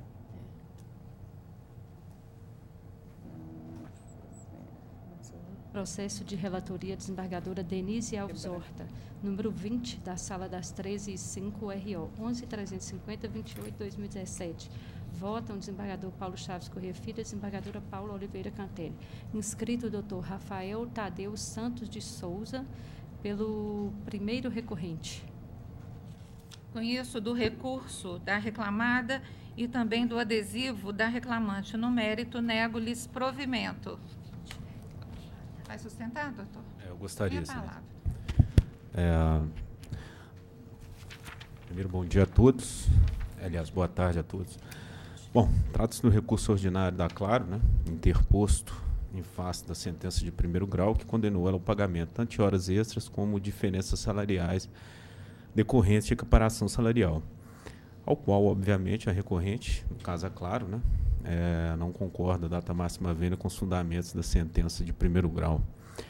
Em primeiro lugar, quanto às horas extras deferidas, cumpre deduzir que, da análise do conjunto probatório dos autos, verifica-se que a recorrida exercia cargo de gestão, cargo de confiança, né, o que autoriza o pagamento de horas extras com base no inciso 2 do artigo 62 da CLT. E, não obstante tal fato, mesmo que assim não fosse, né, a recorrida exercia atividade eminentemente externa, visitando clientes e parceiros comerciais da Claro, o que resta por afastar também o pagamento de horas extras, haja vista que a Claro não podia controlar as atividades, mesmo que por meio de meios indiretos, né, de controle da jornada. Nesse sentido, interessante observar o depoimento prestado pela testemunha ouvida a rogo da recorrente, o senhor Tiago Vilela de Faria, no qual diz, abre aspas, a jornada do gerente não era controlada, uma vez que o cargo é de confiança, sendo que, geralmente, a jornada era cumprida entre as 9 e 18 horas, de segunda a sexta-feira. O supervisor Emerson não tinha o hábito de ligar para os gerentes, eventualmente trabalhavam aos sábados, o trabalho era mais externo, o trabalho era interno nas reuniões de segunda-feira e quando não havia eventos, o que era eventual, e havia 1 hora de intervalo para almoço.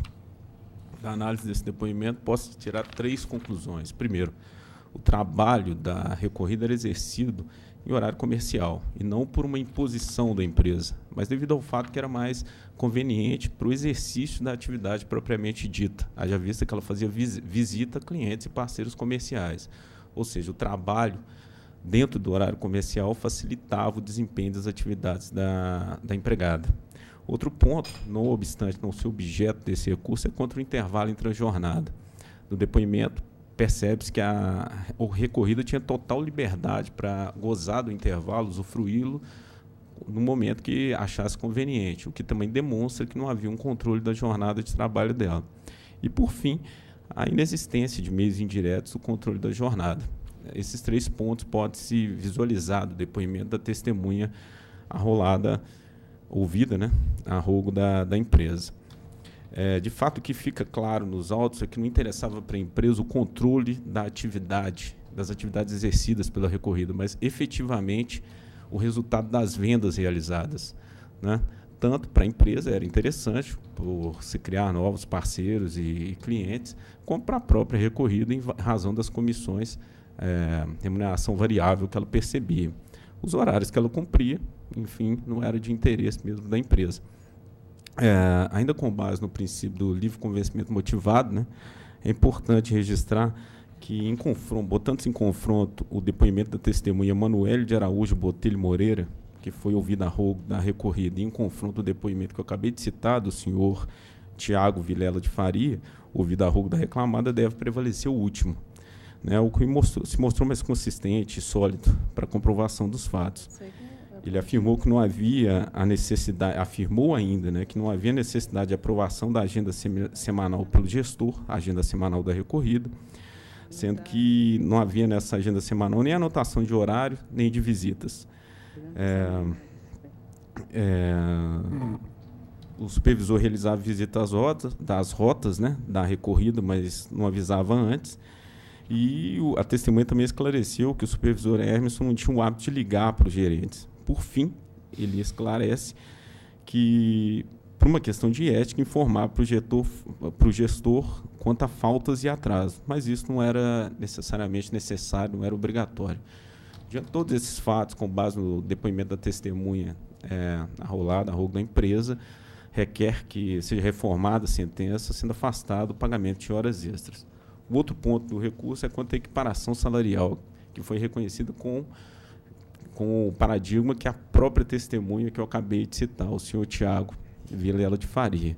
Não obstante ele dizer no seu depoimento que exercia as mesmas atividades da recorrida, ele também deixa claro, num trecho do depoimento, um fato que resta por elidir a equiparação salarial e o pagamento das diferenças salariais no caso. Ele disse que atendia, abre aspas, atendia parceiros da Claro, entretanto, com maior produtividade que a reclamante.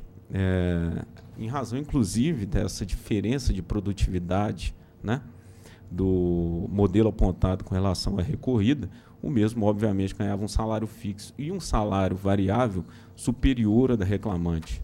Não bastasse esse fato, outro ponto, com base nos documentos juntados aos autos, em especial, aí, aliás, retornando ao depoimento da testemunha empresarial, quanto à produtividade, ele também afirma, abre aspas, a rotina do gerente de negócios de agente autorizado não é a mesma do gerente de negócio de varejo, uma vez que o primeiro atende lojas com nome claro e o segundo atende grandes lojas como Casas Bahia e Pernambucana, ou seja, a natureza dos clientes atendidos, tanto pela recorrida quanto pelo o modelo apontado, era diferente.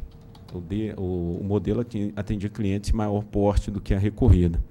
Outro ponto que demonstra que a produtividade do modelo era maior, e isso com base nas fichas de registro juntadas aos autos, tanto da reclamante quanto do próprio modelo, é que esse possuía uma maior qualificação, bem como tinha uma trajetória técnico-profissional dentro da empresa superior à da recorrida. No caso, ele foi contratado em maio de 2010 como gerente de loja, foi promovido a analista de operações pleno, posteriormente a gerente de negócio, agente autorizado nível 3 e, por fim, gerente de negócio varejo nível 3. Ou seja, ele conquistou 4 promoções em pouco mais de 7 anos de trabalho pela empresa.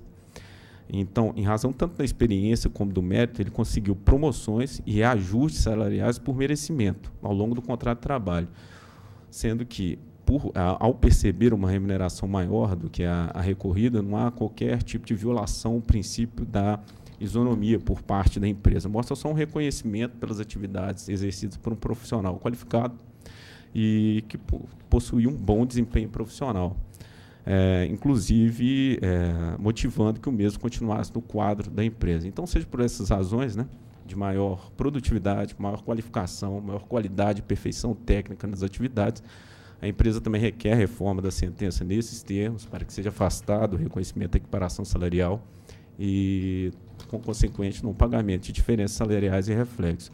Só para fechar, por oportuno, com relação ao apelo adesivo interposto pelo reclamante, a empresa reitera os termos das contrarrazões apresentadas e devendo ser mantido o termo da sentença proferida quanto às questões. Muito obrigado. Pois não. Bem, com relação às horas extras, e também decorrentes de intervalo intra-jornada, estou entendendo que restou evidente da prova oral não apenas a possibilidade, mas o efetivo controle da jornada praticada pela autora, ocorrência corroborada pelas declarações prestadas em depoimento pessoal pelo próprio preposto da ré no ID que eu indico.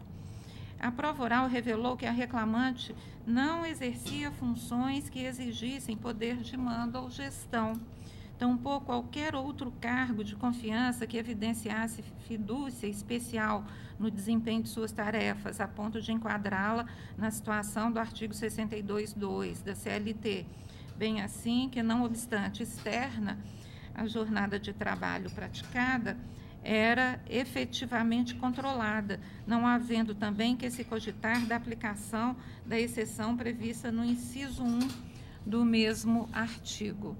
Então, diante desse quadro descortinado, a ausência injustificada de controle e registro de horário pela empregadora, nos termos do artigo 74, parágrafo 2º da CLT, implica inversão do ônus da prova, gerando presunção favorável à reclamante quanto aos horários declinados na peça de ingresso. Estou aplicando o item 1 da súmula 338 do TST.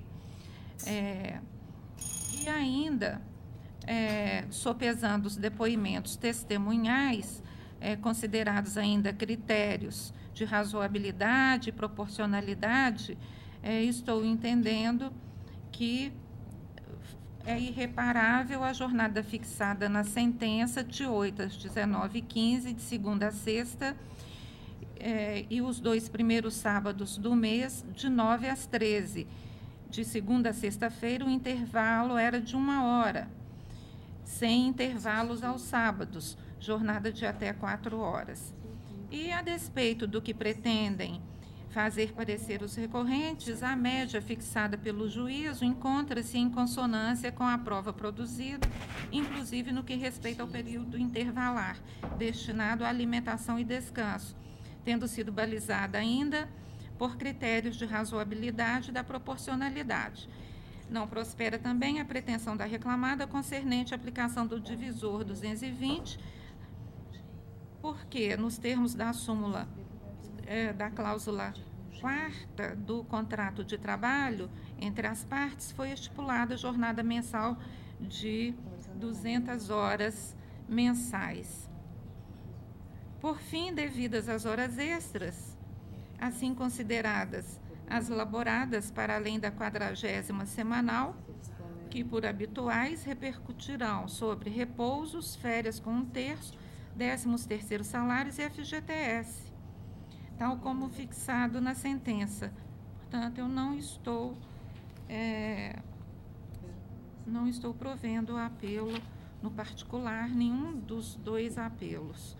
Quanto à equiparação salarial, a reclamante pretendeu o recebimento de diferenças em decorrência da equiparação com o paradigma Tiago Vilela de Faria, e ouvido como testemunha a rogo da reclamada, esse modelo esclareceu que passou a exercer as funções de gerente de negócios, de agente autorizado em novembro de 2014, o que também se infere da sua ficha funcional, enquanto a reclamante, conforme expendido em sua ficha funcional, foi contratada em 17/12 de 2014, também para o exercício das funções de gerente de negócios de agente autorizado.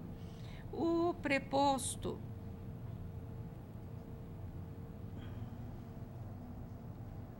da ré, em depoimento pessoal, confirmou que não havia nenhuma diferença nas atividades desempenhadas pela reclamante e pelo paradigma, o que ressai também da prova oral produzida pela reclamada, tanto pela reclamada quanto pela reclamante.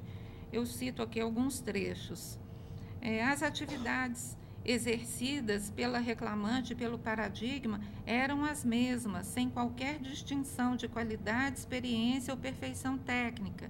Emanuela de Araújo Botelho Moreira, testemunha ouvida a rogo da autora. Outro depoimento: não havia nenhuma diferença nas atividades exercidas pelo depoente e pela reclamante, inclusive sendo o mesmo canal, mesma equipe, mesmo supervisor. Não havia nenhuma diferença de perfeição técnica ou de qualidade no trabalho de ambos. Havia diferença de produtividade a depender do mês, sendo que em determinado mês a reclamante poderia produzir mais e em outro mês o depoente produzir mais.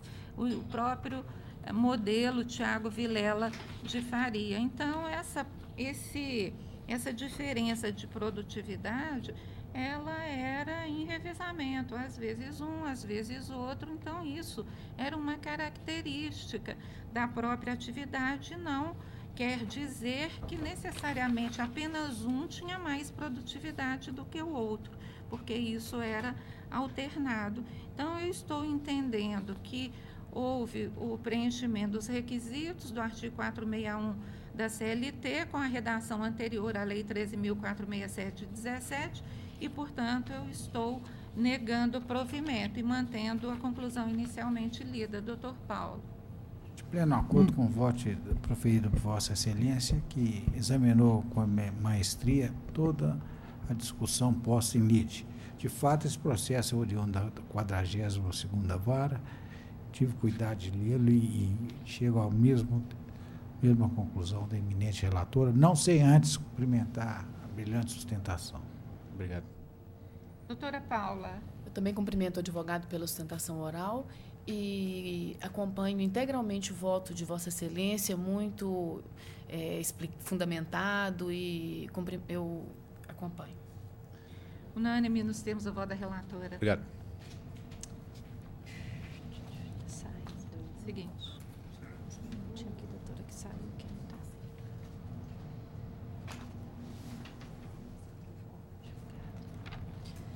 Processo de relatoria, desembargadora Denise Alves Horta, número 21, da Sala das 13h05, URO 11.409.31/2017. Votam desembargador Paulo Chaves Corrêa Filho, desembargadora Paula Oliveira Cantelli. Inscritos do doutor Humberto Maciel Fonseca, doutora Cristiane Pereira, o doutor Kleber Alves de Carvalho, doutora Juliana Loyola Guimarães, doutor Rosendo de Fátima Vieira Júnior, doutora Isabela Batista Torres, doutor Antônio Raimundo de Castro, pelo recorrente reclamante, ausentes. Conheço do recurso interposto pela autora, no mérito, dou-lhe parcial provimento para a reconhecer e declarar a competência da Justiça do Trabalho para o exame e julgamento do pedido de incidência de parcelas salariais eventualmente deferidas na presente demanda sobre as contribuições devidas à FUNCEF. B. Afastar a prescrição total reconhecida na sentença e determinar o retorno dos autos à origem, a fim de que outra sentença seja proferida, como se entender de direito, com o exame do mérito do pedido de declaração de nulidade da alteração contratual relativa à alteração da jornada de trabalho dos ocupantes de cargos gerenciais de 6 horas para 8 horas, por meio do PCC de 1998 e respectivo pagamento de horas extras elaboradas a partir da cesta diária, bem assim de recebimento de adicional de quebra de caixa, prejudicado o exame das demais matérias suscitadas no apelo da reclamante. Doutor Paulo. Nesse caso, eu fico vencido do que tange a competência da Justiça para o exame e apreciação do pedido de incidência de parcelas salariais eventualmente deferidas na presente demanda sobre as contribuições devidas à FUNCEF. Só nesse, quanto ao mais de pleno acordo. Vencido, doutor Paulo, neste tópico da competência. Doutora Paula. Acompanho Vossa Excelência. Unânime no que diz respeito à competência, à prescrição parcial e por maioria no que diz respeito à competência. Processo de relatoria, desembargadora Denise Alves Horta, número 19, da Sala das 13h05, URO 11.187.62/2015. Votam desembargador Paulo Chaves Corrêa Filho e desembargadora Paula Oliveira Cantelli. Inscrito doutor José Cordeiro Júnior pelo recorrente. Nayara. 11.187? Sim.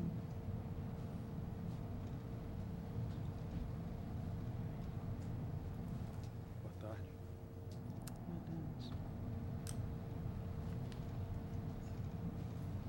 Conheço dos recursos. No mérito, reconheço a existência de grupo econômico entre as reclamadas e a condição de financiária da autora. A fim de evitar eventual supressão de instância, determino o retorno dos autos à origem, a fim de que outra sentença seja proferida, como se entender de direito, com o exame dos demais pedidos formulados pela autora, ficando prejudicada a análise das demais matérias suscitadas em ambos os apelos. O senhor fala por qual parte? Pela Itapuã Calçados. Tem a palavra. Recorrente. Bom, como ficou delimitado só essa questão da condição de financiária, eu vou delimitar minha sustentação nessa questão. A reclamante, em seu depoimento pessoal, ela foi bem clara. Ela informou que ela somente pegava dados cadastrais dos clientes. Ela não realizava empréstimo, não se reportava na loja, ela não fazia análise cadastral e nem liberava crédito para os clientes da loja. Ela somente cumpria a função de caixa, certo? Então, nessa condição, não há como a gente vislumbrar a condição de financiária dela. Ela mesma reconhece que ela trabalhava como caixa de uma loja de varejo, que era Itapuã Calçados nesse caso. Com essa confissão da reclamada, ficam afastados todos os argumentos e todos os documentos apresentados por ela em sua inicial, sendo certo que ela mesma inova, tentando trazer a questão da terceirização. Só que essa questão também não se aplica ao caso. Por quê? Não há grupo econômico. O que há é uma parceria. O contrato apresentado foi um contrato de parceria.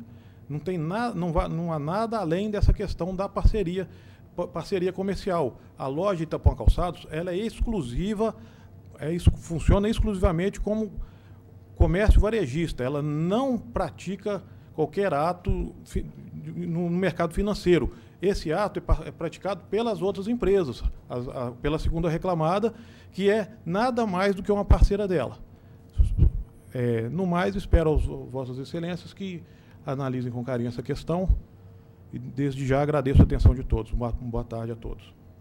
Boa tarde. Bem, eu estou entendendo que, embora empregada da Calçados Itapuã S.A., ela trabalhava prestando serviços de oferta e disponibilização de cartão de crédito e seguros da empresa da Casa Financeira S.A.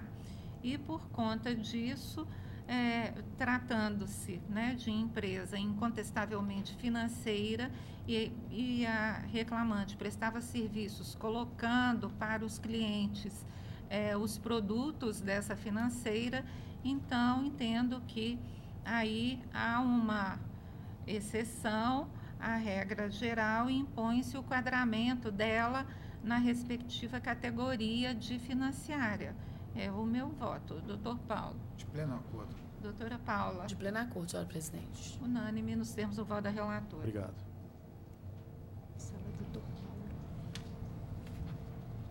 Agora a sala do doutor Paulo.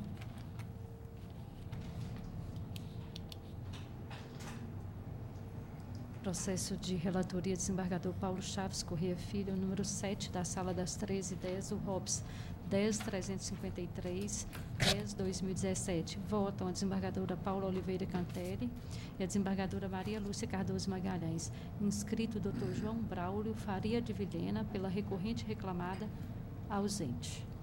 A palavra, doutor Paulo. Pois não. Conheço do recurso interposto pela reclamada. No mérito, nego-lhe provimento, adotando as razões de decidir da respeitável sentença recorrida na forma da lei. Doutora ausente? Estou de pleno acordo, senhora presidente. Doutora, unânime nos termos do voto do relator, desculpe. Processo de relatoria, desembargador Paulo Chaves Correia Filho, número 37, da Sala das 13h10, URO 11.519, 61/2017. Votam desembargadora Paula Oliveira Cantelli, desembargadora Maria Lúcia Cardoso Magalhães. Inscrito Dr. Cleiton Dias de Moura, pela segunda recorrente reclamada, presente. Doutor Paulo. Boa tarde, doutor. Permite minha conclusão. Conheço o recurso interposto pelo reclamante no mérito dou-lhe provimento para declarar nula a decisão recorrida e determinar o retorno do processo judicial eletrônico à origem para o regular prosseguimento do feito. Conheço também do recurso interposto pela reclamada e no mérito nego provimento. Deixo claro que recebi o orientado memorial, examinei o processo, a matéria é exclusivamente direito e por isso eu não vejo razões por hora para modificar a propositura de voto. Tem a palavra, doutor. Boa tarde, senhora presidente, em nome do qual eu cumprimento os demais componentes da mesa.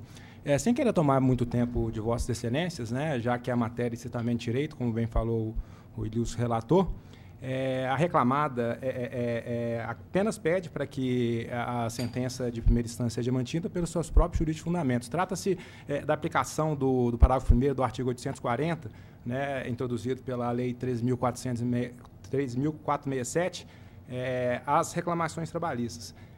O juiz de primeira instância, né, ele viu por bem extinguir o processo, porque os pedidos da petição inicial não estavam liquidados, então a reclamada entende pela manutenção da sentença pelos seus próprios jurídicos fundamentos. Muito obrigado. Doutor Paulo. Pois não. A emenda estratifica o entendimento todo da discussão posta em lide e, por isso, atenho a ela. Procedimento ordinário. Desnecessidade de atribuição de valor aos pedidos.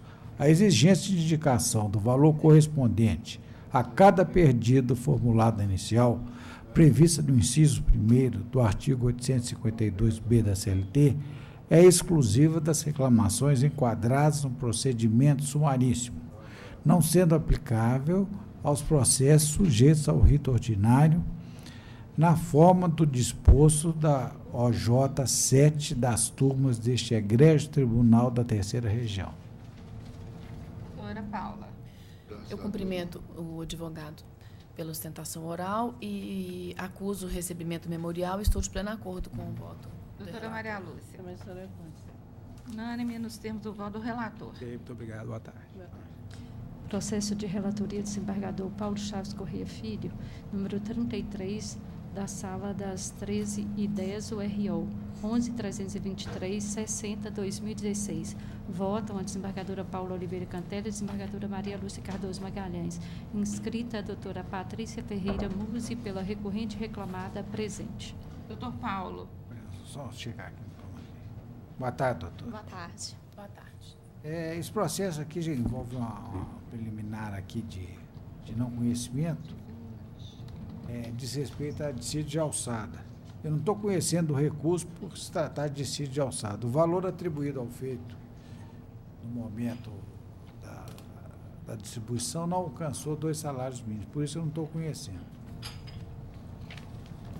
Tem a palavra, doutora. Boa tarde a todos. Gostaria de cumprimentar os nobres jogadores que compõem hoje a sessão, cumprimentar também meus colegas aqui presentes.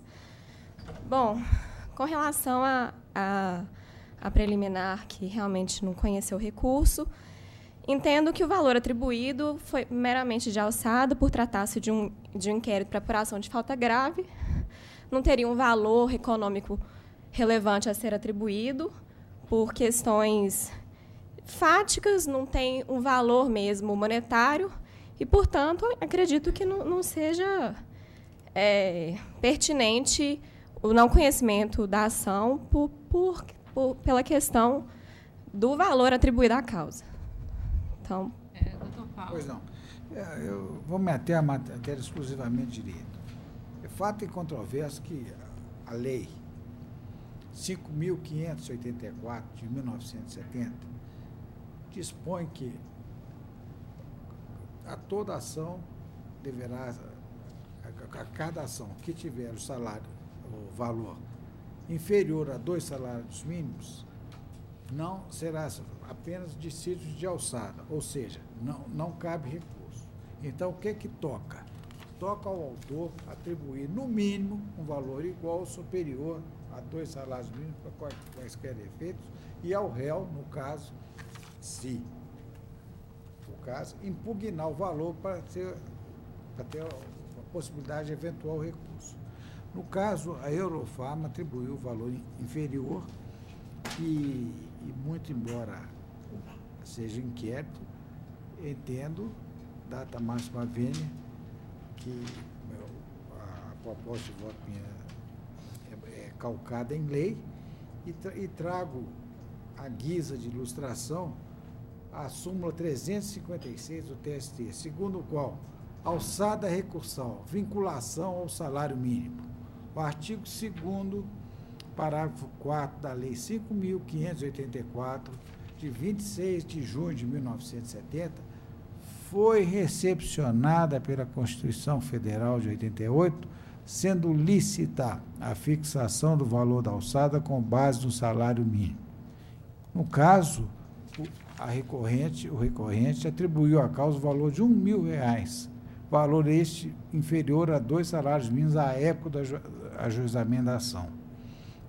E não tem matéria constitucional discutida nos autos. Por isso, data máxima vênia, eu mantenho a propositura de voto, não sem antes reconhecer o brilhantismo da sustentação e o primoroso memorial que me foi ofertado. Pois não, doutora Paula. Estou de pleno acordo com o eminente relator, senhora presidente. Não, doutora Maria Lúcia. Também sou unânime nos termos do voto do relato. Boa tarde. Boa tarde, doutora. Seguinte. Processo de relatoria do desembargador Paulo Chaves Corrêa Filho, número 28, da Sala das 13h10, URO 11.216/19/2017. Vota a desembargadora Paula Oliveira Cantelli, desembargadora Maria Lúcia Cardoso Magalhães. Inscrita a doutora Raquel de Souza da Silva, pela recorrente reclamante, ausente. Doutor Paulo. Pois não. Conheço o recurso ordinário no mérito dolo parcial provimento para conceder ao reclamante os benefícios da justiça gratuito, autorizando a reaver o valor das custas recolhidas pela via administrativa adequada à forma usual. A divergência? Não. Unânime nos termos do voto do relator. Seguinte. Processo de relatoria do desembargador Paulo Chaves Corrêa Filho, número 20, da Sala das 13h10, URO 10.862/93/2017. Votam desembargadora Paula Oliveira Cantelli, desembargadora Maria Lúcia Cardoso Magalhães. Inscrita a doutora Graciela de Matos Gonçalves, pela recorrente, presente. Doutor Paulo. Boa tarde, doutora. Boa tarde. A primeira conclusão, voto um pouco longo. Rejeitando preliminar suscitada em contra-razões pelo reclamante, conheço do apelo, no mérito, nega-se provimento ao recurso ordinário interposto pela reclamada, vencido o relator contra a indenização por danos morais. Doutora, tem a palavra. Boa tarde, excelentíssimo senhor relator, excelentíssima senhora presidente, ao cumprimento dos demais membros da mesa. Eu gostaria aqui de estar reafirmando, né, as razões recursais, mas, em especial, a questão da condenação da reclamada ao pagamento, à reabilitação do plano de saúde do reclamante, devido aos seguintes motivos. Nós entendemos, né, que a súmula 440 ela deve ser restringida apenas ao auxílio doença acidentária, embora existam decisões divergentes nesse sentido, e motivo pelo qual não foi restabelecido o plano de saúde logo de imediato, quando do afastamento por auxílio doença, em 2013, quando do afastamento por auxílio por invalidez, em 2016, o plano continuou suspenso, e a excelentíssima senhora juíza Acó determinou que a reclamada reestabelecesse o plano, cobrando, talvez até, não foi questão de embargos, mas que restabelecesse o plano de saúde. No caso, o que nós gostaríamos de ressaltar aqui é que trata-se de um plano de saúde de coparticipação, no qual não existem valores fixos cobrados do do reclamante nas fichas financeiras juntadas aos autos. E acontece que a empresa, né, quando vai manter o plano de saúde por determinação legal, nós entendemos, data vênia, né, o entendimento de vossas excelências, que ela não deve custear esse plano de saúde na sua integralidade. Então, nós pedimos que seja revisto, né, o recurso ordinário, principalmente no que tange essa questão da integralidade, de custear o plano de saúde do reclamante, que está aposentado por invalidez já aproximadamente há 5 anos. Né?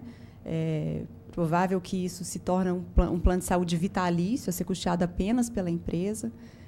Nós rogamos também pela aplicação da Lei 9656, de 98, né, que trata a questão em especial o artigo 31 dessa lei, né, que fala a questão da manutenção do plano de saúde, desde que o reclamante, né, ou, no caso, o empregado, faça o custeio integral, né, da sua parte. Então, nós pedimos vênia, né, os entendimentos contrários, mas que seja analisada em especial essa parte da sentença e das razões recursais. Não, doutor Paulo. A matéria aqui realmente passa a ser quase que exclusivamente direito e o assunto já é sumulado pelo Coleno TST, segundo o verbete 440, segundo o qual auxílio-doença acidentário, aposentadoria por invalidez, suspensão do contrato de trabalho, reconhecimento do direito à manutenção do plano de saúde ou de assistência médica. Assegura-se o direito à manutenção de plano de saúde ou de assistência médica oferecido pela empresa ou empregado, não obstante suspenso o contrato de trabalho em virtude de auxílio-doença acidentário ou de aposentadoria por invalidez. Eu teço aqui comentários, eu trago uma longa explanação sobre um voto que eu vazado no mesmo sentido.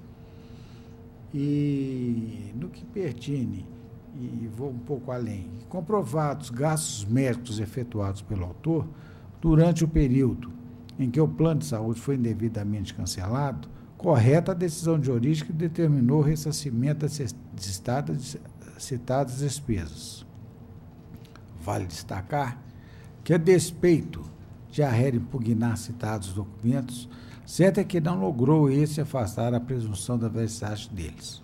Do outro tanto, a responsabilidade civil subjetiva por dano moral aplicável a depósito exige uma relação de causa e efeito. Aí eu estou, nesse ponto aqui, eu fiquei vencido quanto ao dano moral, eu estava dando provimento e eu estava dando provimento, assim, não tendo o autor se desvencilhado do encargo por vazar alegações postas inicial, improcedente o pedido de indenização por danos morais. Por isso, eu daria provimento para excluir da condenação o pagamento da indenização por danos morais decorrentes do cancelamento do plano de saúde fixado na origem em R$3.000. Esse era o meu entendimento. Todavia, a douta maioria em divergência capitaneada pela excelentíssima desembargadora Paula Oliveira Cantelli entende pela manutenção da sentença a qual no que se refere à indenização por danos morais arbitrada em R$3.000, ao fundamento de que, ao retirar ilegalmente o plano de saúde do empregado, que se encontra em pleno afastamento por motivo de doença, auxílio-doença, aposentadoria e invalidez, a reafeta a esfera dos direitos da personalidade do autor, violando o princípio da dignidade humana, conforme mencionado na respeitável sentença que vou poupar de ler. Pelas razões expostas, fica mantida a sentença de origem que fixou a indenização por danos morais do importe de R$3.000. Com tais considerações, nega-se provimento ao recurso e a conclusão, rejeitando preliminar suscitada, com êxito do apelo interposto no mérito, nega-se provimento ao recurso ordinário, interposto pela reclamada, vencido o relator contra a indenização por danos morais. Na postura de voto. Doutora Paula. Estou plenamente de acordo, senhora presidente, com o voto do relator, não sem antes cumprimentar a doutora Graciela pela excelente sustentação oral. Parabéns. Doutora Maria Lúcia. Estou acompanhando o voto do relator já adaptado. Pois não, como assim se decide? Parabéns pela relator citação. que já fez adaptado com entendimento divergente quanto a esse aspecto. Ok, obrigada. Boa tarde. Boa tarde. Boa tarde. Processo de relatoria, desembargador Paulo Chaves Corrêa Filho. O número 34 da Sala das 13h10, o ROPS 11.361, 25/2017. Votam a desembargadora Paula Oliveira Cantelli e a desembargadora Maria Luz Cardoso Magalhães. Inscrita a doutora Paloma Dornas dos Santos, pela recorrida reclamada presente. Doutor Paulo. Boa tarde, doutor. Boa tarde.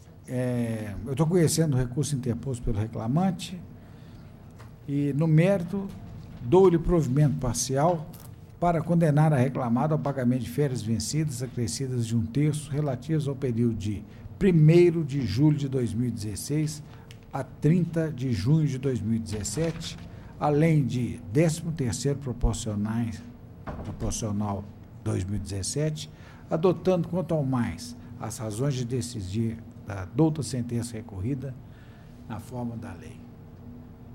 Tem a palavra, doutor. Boa tarde a todos. Eu só para tirar uma dúvida, ficou então declarada a justa causa? Não, se eu estou conhecendo aqui... Não. É isso que eu queria saber. Não. Fundamento, rescisão direta. Deu provimento para deu provimento para afastar. Não se fez presente o abandono de emprego, uma vez que a primeira reclamação foi ajuizada pelo autor menos de uma semana após o último dia trabalhado. Eu peço vênia, então, para fazer a sustentação. Pois não. Nesse caso, especificamente, a questão da justa causa ficou configurado o ânimo de abandono do reclamante, tendo em vista o seguinte, ele pede uma rescisão indireta do contrato de trabalho, alegando uma jornada extenuante, que não existe, não foi reconhecida. Ele nem sequer impugnou os controles de ponto. Nos controles de ponto, que ele, ao não impugnar, confirma a veracidade dos mesmos, vê-se claramente que não existia jornada extenuante, porque, como é uma empresa de transporte, existe uma dupla pegada, que é autorizada pela convenção coletiva, onde você faz uma primeira pegada de manhã, e aí, entre esse período matinal ou o outro período e o período da segunda pegada, o empregado, assim como o reclamante, tem total liberdade para poder fazer o que ele quiser, inclusive deixar a empresa. E você vê, por exemplo, nos vários controles de ponto do reclamante, que teve dias, por exemplo, em dezembro de 2016, que ele fez uma pegada entre 5 e 7h30 da manhã e depois ele só retornou para fazer a segunda pegada por volta de 5 para as 2 da tarde, né, indo até às 19. Então, você vê claramente que não existiu uma jornada extenuante a justificar uma rescisão indireta do contrato de trabalho. Ainda mais no caso de que ele sempre exerceu dessa forma jornada, autorizada pela convenção coletiva, desde 2013. Então, assim, desde que ele entrou na empresa, ele estaria exercendo dessa mesma forma a jornada e, de uma hora para outra, ele resolve achar que isso geraria uma rescisão indireta do contrato de trabalho. A outra coisa é que ele simplesmente deixou de ir na empresa e a empresa notificou ele com diversos telegramas pedindo a ele o retorno à empresa, convocando ele para retornar à empresa, para justificar a ausência dele, e ele não retornou à empresa. Não retornou, não deu qualquer tipo de justificativa. Então, é por isso que se entende, data vênia no entendimento do outro relator, que a empresa requer que seja mantida a sentença de primeiro grau. Pois não, doutor Paulo. Pois não. Dada a máxima vênia da brilhante sustentação, eu mantenho a propositura de voto e o faço por quê? Quanto aos demais temas objeto de análise, comungo do entendimento de origem, no sentido de que não foi praticada nenhuma conduta que autorize o rompimento do contrato com fulcro no artigo 483 da CLT. Por outro lado, não se faz presente o abandono de emprego, uma vez que a primeira reclamação trabalhista foi ajuizada pelo autor menos de uma semana após o último dia trabalhado. Destarte, imprime provimento parcial pedido para converter a modalidade de rescisão contratual para a dispensa por iniciativa do autor, tendo jus, assim, ao recebimento de férias vencidas acrescidas de 1/3, relativos ao período que eu já citei, além do 13º que eu citei, autorizada a dedução de valores quitados a idênticos títulos nos termos do TSCT de D referido aqui no voto. Eu mantenho a proposta de voto. Doutora Paula. Cumprimento a doutora e acompanho o voto do eminente relator, senhora presidente. Doutora Maria Lúcia. Também estou acompanhando. Unânime nos termos do voto do relator. Muito obrigada a todos. Boa tarde. Boa tarde, doutora. Doutora Paula. Agora é a sala da doutora Paula. Processo de relatoria, desembargadora Paula Oliveira Cantelli, o número 4 da sala das 13h15, o RO 10.285/79/2017. Votam a desembargadora Maria Lúcia Cardoso Magalhães e a desembargadora Denise Alzor. Inscrito doutor Ricardo Eugênio da Cruz, pela primeira recorrente reclamante ausente. Doutora Paula tem a palavra. Eu acolhi a divergência, senhora presidente, apresentada pela doutora Maria Lúcia.